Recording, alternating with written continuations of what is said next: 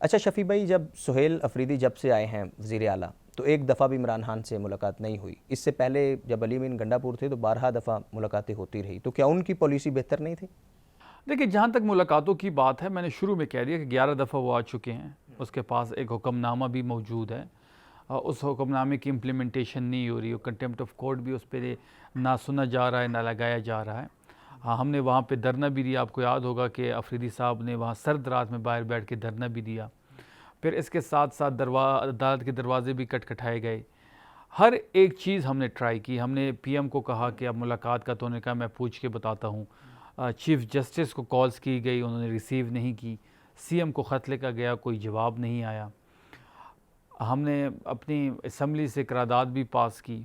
फिर supreme court के सामने भी धरना दिया, हाई कोर्ट के सामने भी धरना तो अब दिया। क्या करेंगे? ये तो आपने सब कुछ, आप कह रहे हैं ना कि हो वही मैं गया। आ रहा हूँ, 200 से ज़्यादा पार्लियामेंटेरियंस एक पिटीशन साइन की सेहत और मुलाकात के हवाले से। सुप्रीम कोर्ट और हाई कोर्ट में जमा की गई, लेकिन दोनों जगह पे ना लगाई गई, ना सुनी गई। बात वहीं आ जाती है कि मजम्मत ही रास्ता है। सड़क गर्म करनी पड़ेगी, मजम्मत होगी तो रास्ता खुलेगा, मफामत की तरफ बातें जाएंगी, टेबल टॉक पे ही बात होगी। तो पिछले मंगल को जो है वो अफरीदी साहब आए थे, वहाँ पे फिर मुलाकात नहीं करवाई गई। अब कल जो है वो ट्यूसडे है, और कल दोबारा इंशाल्लाह अफरीदी साहब आएंगे, और वहाँ पे जो हमारा रिएक्शन होगा वो शदीद तरीन होगा। दहशत गर्दी के वाक़यात में फिर से इजाफा हो रहा है, तो क्यों हो रहा है? कौन है दहशत गर्दी के पीछे, आप क्या समझते हैं? देखिए, दहशत गर्दी जो खैबर पख्तूनख्वा में है, जब हमारी हुकूमत कायम हुई तो सबसे बड़ा चैलेंज जो था वो अमन व अमान की सूरत हाल थी। अली अमीन साहब जब सीएम थे तब भी, अब अफरीदी साहब है तब भी। पहला चैलेंज जो है, और जो प्राइमरी चैलेंज है खैबर पख्तूनख्वा हुकूमत को, वो अमन व अमान की सूरत हाल को बरकरार रखना है। तमाम चीज़ों को बड़ा क्लोजली मॉनिटर किया जा रहा है, और हम जो ओपन अपने जलसों में जो बात करते हैं वही बातें हम अंदर मीटिंग्स में भी करते हैं। और ये अफरीदी साहब की बहुत बड़ी खूबी है। एपेक्स की मीटिंग हो या फिर कोई और मीटिंग हो इस फोरम की, वहाँ भी हम वही कहते हैं जो हम जलसों में कहते हैं। जो रिज़ल्ट, जो अल्टरनेट हम आपको हल बता रहे हैं, उसकी तरफ आप जा नहीं रहे।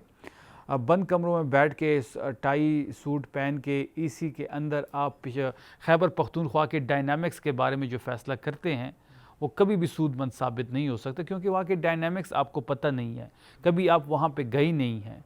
फिर फाटा के जो हालात हैं वो भी आपके सामने, वहाँ भी अमन अमान की सूरत हाल अबतर है। और ये फाटा वो इलाका है जो कि इंज़माम हुआ 2019 में खैबर पख्तूनख्वा के साथ। एडमिनिस्ट्रेटिवली तो इन्होंने इंज़माम कर दिया, लेकिन फाइनेंशियली इंज़माम नहीं किया।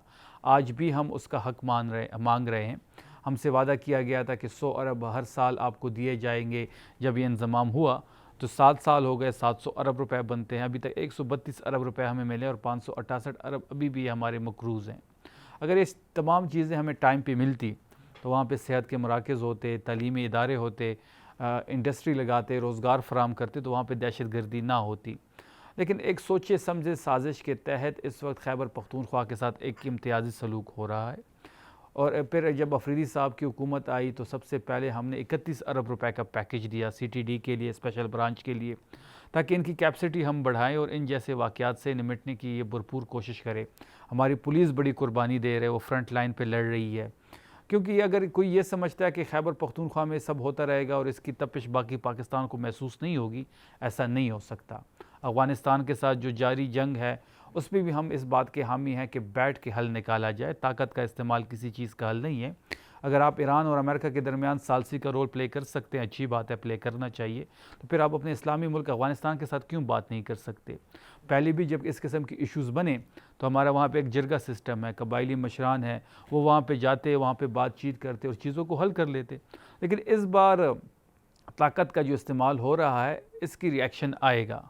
हाँ, एग्रेशन अगर अफ़गानिस्तान करते हैं तो भरपूर जवाब देना चाहिए। पाकिस्तान की बॉर्डर की हिफाजत करना हमारा कौमी फ़रीज़ा है। पाकिस्तान की एक एक इंच की हम हिफाजत करेंगे।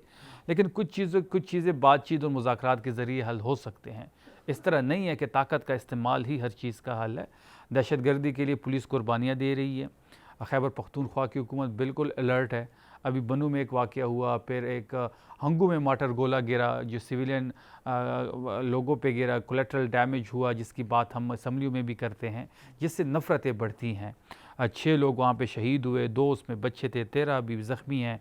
फिर लकी मरवत में एक हमला हुआ, उसमें 2 पुलिस हमारे शहीद हुए। आज बाजोड़ में पोलियो की जो टीमें होती हैं जिनके साथ पुलिस होती है उनको टारगेट किया, 2 हमारे एहलकार शहीद हुए। तो वहाँ पे जो पुलिस है उसको टारगेट किया जा रहा है, जो सरकारी अशखास है उनको टारगेट किया जा रहा है, लेकिन उसी अज़म के साथ पुलिस इनके खिलाफ लड़ रही है और खैबर पख्तूनख्वा अच्छा की शफी भाई, हुकूमत कंप्लीटली फैसिलिटेट कर रही है। दहशतगर्दी से निपटने के लिए अभी कोई आपकी कोऑर्डिनेशन है फेडरल हुकूमत के साथ, सूबाई हुकूमत की होती है?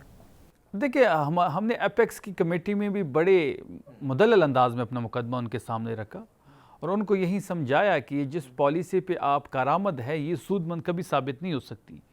20-21 साल से आप एक पॉलिसी को अपनाए हुए हैं और वहाँ पे अमन नहीं आ रहा, वहाँ पे दहशतगर्दी ख़त्म नहीं हो रही, दहशतगर्द बढ़ रहे हैं। फिर आपको याद होगा कि इन लोगों को यहाँ पे रीसेटल किया गया और वो भी सबसे बड़ी वजह है दहशतगर्दी की, क्योंकि उस टाइम शहबाज शरीफ की हुकूमत थी, सिक्योरिटी की एक मीटिंग बुलाई जाती है, पीपल्स पार्टी उस गवर्नमेंट का हिस्सा थी, कैबिनेट का हिस्सा थी। वहाँ पे ये फैसला होता है कि इन लोगों को यहाँ पे रीसेटल किया जाए। जब रीसेटल किया गया तो उनको खुली छूट दी गई, फिर बैड और गुड का कंसेप्ट आया। तो ये जो फेडरल हुकूमत की रियासती पॉलिसी आप इसको कह सकते हैं, उसी पॉलिसी का ये तमाम दहशतगर्दी उसी का नतीजा है। मौलाना इदरीस साहब को शहीद किया गया, उनका पता चल सके कौन थे हमलावर, दहशतगर्द कौन थे? मौलाना इदरीस जो थे वो एक मुमताज़ आलिम दीन थे, पूरे पाकिस्तान के लिए बल्कि पूरे आलम इस्लाम के लिए सबसे बड़ा सानिया था, सबसे बड़ा नुकसान था। हज़ारों में उसके तलबा हैं, वो रोज़ हज़ारों तलबा को सबक दर्स देते थे। जितना उसका अफसोस किया जाए कम है। हर आंख अश्कबार थी जब उनकी शहादत हुई। तो उसके लिए कुछ फुटेज हमें मौसूल हुए हैं IG साहब को, ख़ुद वो उसकी स्टेटमेंट्स भी आई हुई है, दायरा कार जो है उसको बढ़ा रहे हैं। कुछ लोगों की गिरफ़्तारियाँ भी हुई हैं, 7 से 8 लोगों की गिरफ़्तारी भी हुई है। इंशाल्लाह हमें उम्मीद है कि जो भी उसमें इन्वॉल्व था उसको कटहरे में ज़रूर लाएंगे हम। सब्सक्राइब करें और बेल दबाएं ताकि कोई खबर रह न जाए।